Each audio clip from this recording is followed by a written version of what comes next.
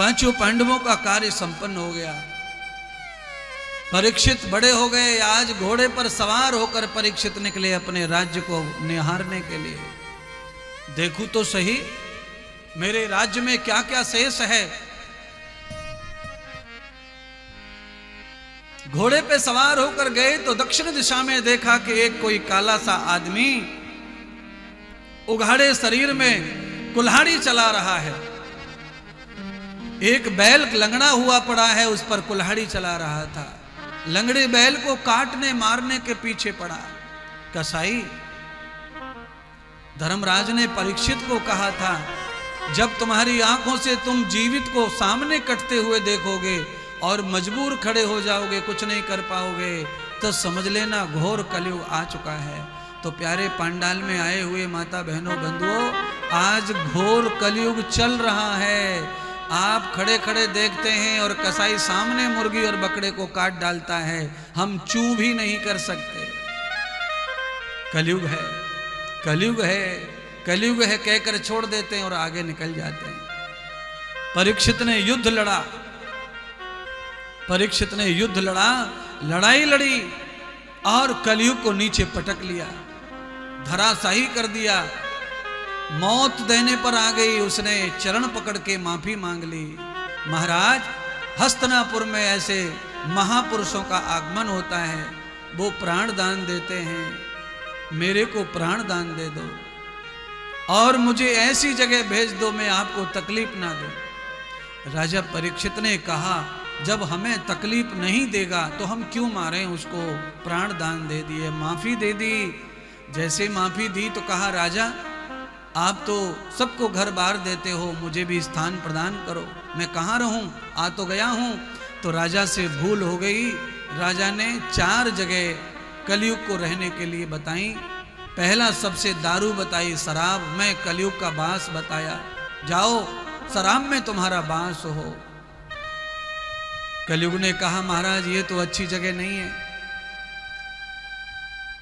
तो कहा, जाओ हिंसा में तुम्हारा वास हो। कहा, महाराज ये भी अच्छा नहीं है। तो क्या करें। तो कहा, जाओ जो स्त्री अपने बदन को बेचती हो, पैसों से शरीर को लुटाती हो, ऐसी स्त्री के अंगों में प्रवेश हो जाओ।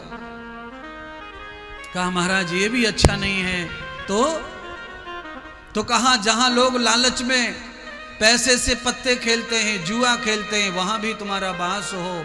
तो कहा, महाराज ये भी अच्छी जगह नहीं है। चारों जगह आपने मुझे कोई जगह शांति की नहीं दी, ये तो सब नाश की जगह हैं। तो 5वीं जगह राजा परीक्षित ने कहा कि जाओ तुम्हारा वास सोने में हो जाए।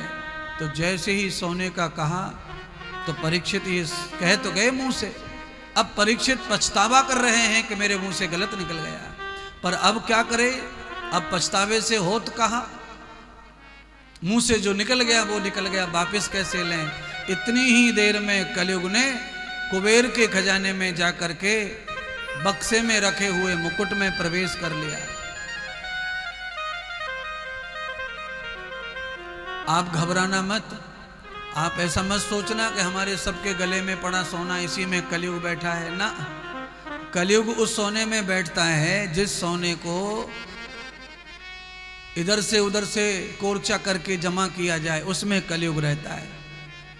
जो सोना पति पत्नी के सहयोग से खरीदा जाता है श्रृंगार शौक मौज के लिए, उसमें कलयुग नहीं है। फिर वो सोना तो आपत्ति काल में आपके काम आएगा, पर जो सोना पति की जेब में से चुरा चुरा कर इकट्ठा करके बनाया और नाम दे दिया भाभी का कि मैं तो अभी रक्षाबंधन पे गई थी, भाभी ने कुंडल बनवाए मेरे लिए, भाभी ने कुंडल बनवाए।